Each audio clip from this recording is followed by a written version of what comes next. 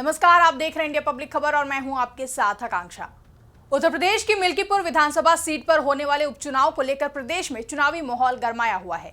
BJP और Samajwadi party की साख का सवाल बन चुकी अयोध्या की हॉट सीट मिल्कीपुर में उपचुनाव के ऐलान के बाद से ही हलचल और भी ज्यादा तेज हो गई है। मिल्कीपुर उपचुनाव की अहमियत हाल ही में हुए यूपी की 9 विधानसभा सीटों पर हुए उपचुनावों के बराबर ही मानी जा रही है, क्योंकि मिल्कीपुर उपचुनाव का मामला सीधे अयोध्या के रिजल्ट से जुड़ा हुआ है। जहां 2024 में हुए लोकसभा चुनाव को लेकर फैजाबाद लोकसभा सीट पर समाजवादी पार्टी ने बीजेपी को हराकर 80 लोकसभा सीटों में से 37 सीटें जीतने में कामयाबी हासिल की थी, और वो भी ऐसे दौर में जब अयोध्या में भव्य राम मंदिर उद्घाटन के साथ ही अयोध्या आंदोलन की पूर्ण आहुति हो रही थी। और अब जब मिल्कीपुर में भी उपचुनाव की तारीखों का ऐलान हो गया है, जिसके तहत 5 फरवरी को वोटिंग और 8 फरवरी को चुनावी नतीजे सामने आने के बाद माना जा रहा है कि यूपी की राजनीति धीरे धीरे आने वाले 2027 के विधानसभा चुनाव की तरफ बढ़ने लगेगी। तो हाल ही में यूपी की 9 विधानसभा सीटों पर हुए उपचुनाव में मुख्यमंत्री योगी आदित्यनाथ ने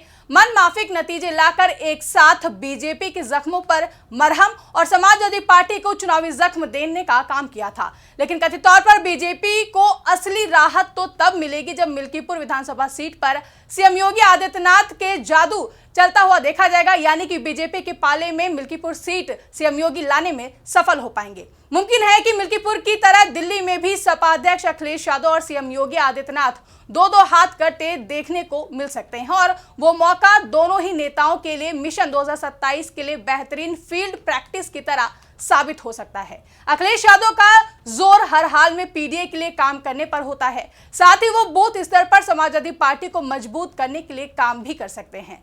निश्चित तौर पर हाल के उपचुनावों में समाजवादी पार्टी के हिस्से की 2 सीटें चले जाने से अखिलेश यादव और उनकी पार्टी का मनोबल जरूर कम हुआ है, लेकिन 2017 के यूपी विधानसभा चुनाव में मिली हार के बाद से 2024 में हुए लोकसभा चुनाव में समाजवादी पार्टी को जो बड़ी जीत भी मिली हुई थी, वो मिशन 2027 के लिए हौसला बढ़ाने वाला है। बता दें कि मिल्कीपुर उपचुनाव को लेकर सपा और बीजेपी आमने सामने है और दोनों ही दल अपनी जीत का दावा ठोक रहे हैं। तो मिल्कीपुर सीट पर कुल वोटर्स की बात करें तो यहाँ करीब 3,58,000 वोटर्स हैं, जिसमें सबसे ज्यादा यानी कि लगभग 1.5 लाख अनुसूचित जाति के मतदाता हैं, जिसमें 55,000 के करीब पासी वोटर्स हैं। इसके बाद पिछड़े मतदाताओं की संख्या है, जिसमें 55,000 यादव मतदाता ज्यादा प्रभावी हैं। इसके बाद मुसलमान वोटर भी इस सीट पर काफी प्रभावी देखे जाते हैं। यही वजह है कि मिल्कीपुर सीट पीडीए फॉर्मूले को ज्यादा सपोर्ट करती है। ऐसे में सपा मुखिया अखिलेश यादव को लगता है कि मिल्कीपुर सीट पर पीडीए गेम चेंजर साबित हो सकता है।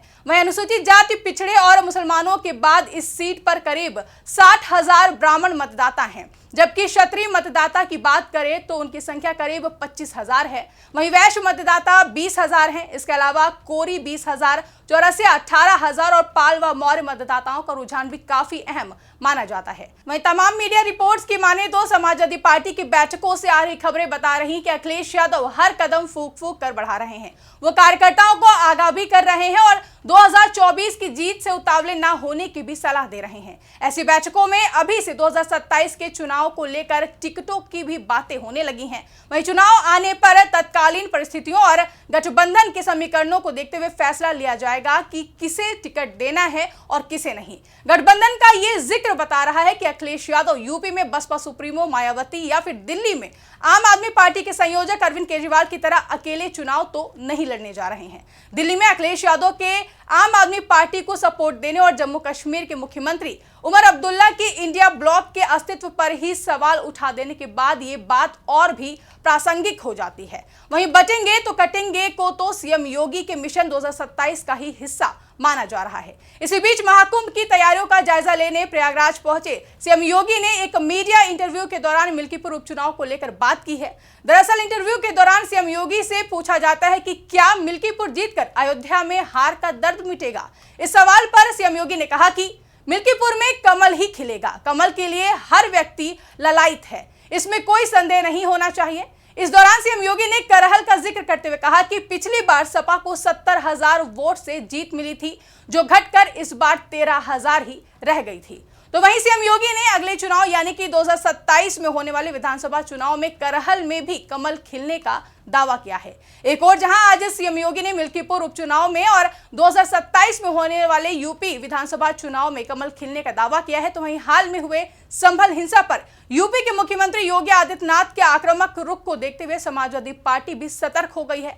साथ ही अपनी हिस्सेदारी को लेकर कांग्रेस भी अलर्ट है। हालांकि कांग्रेस ने साफ कर दिया है कि वो मिल्कीपुर उपचुनाव नहीं लड़ेगी और इंडिया गठबंधन के तहत सपा को समर्थन देने की बात भी कही गई है। लेकिन बीते दिनों समाजवादी पार्टी सांसद धर्मेंद्र यादव का संभल के बहाने कांग्रेस नेतृत्व को टारगेट करना और तत्काल प्रभाव से कांग्रेस सांसद राहुल गांधी और प्रियंका गांधी का एक्टिव हो जाना मुद्दे की गंभीरता और राजनीतिक महत्व को ही समझा रहा है। बता दें कि संभल हिंसा के मुद्दे को लेकर सपा सांसद धर्मेंद्र यादव ने आरोप लगाया था कि कांग्रेस ने लोकसभा में यह मुद्दा नहीं उठाया, सपा अकेले इस मुद्दे पर लड़ रही थी। सपा के इस आरोपों पर कांग्रेस की ओर से सफाई भी आई थी, जिसमें कांग्रेस सांसद तनुज पुनिया ने कहा था कि हम सारे मुद्दे उठा रहे हैं, पता नहीं सपा ऐसी बातें क्यों कर रही है। इन सबके बीच सीएम योगी आदित्यनाथ का संभल के मुद्दे पर बने रहना भी कई राजनीतिक महत्व को इशारा दे रहा है।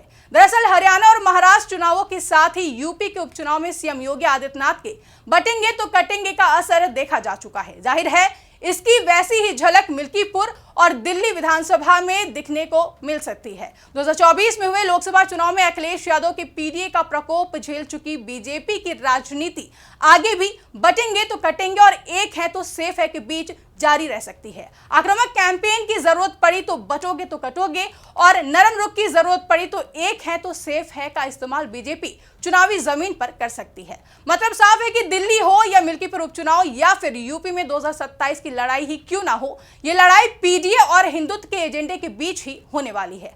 आपको बता दें कि मिल्कीपुर सीट पर सालों से समाजवादी पार्टी का ही कब्जा रहा है। यह सीट सपा का गढ़ मानी जाती है। साल 1991 से अब तक बीजेपी यहां सिर्फ 2 बार चुनाव जीती है, जबकि 6 बार सपा और 2 बार बसपा से विधायक रहे हैं। वहीं साल 2002 में सपा के अवधेश प्रसाद ने बीजेपी के बाबा गोरखनाथ को हराकर ये सीट जीती थी। ऐसे में देखना दिलचस्प होगा कि मिल्कीपुर उपचुनाव में बीजेपी कमल खिलाने में कामयाब रहेगी या फिर समाजवादी पार्टी इस सीट पर अपना कब्जा जमाए रखने में कामयाब रहेगी। आपको क्या लगता है, कमेंट करके हमें जरूर बताएं। साथ ही ऐसी ही तमाम बड़ी खबरों के लिए हमारे YouTube चैनल को सब्सक्राइब करना ना भूलें।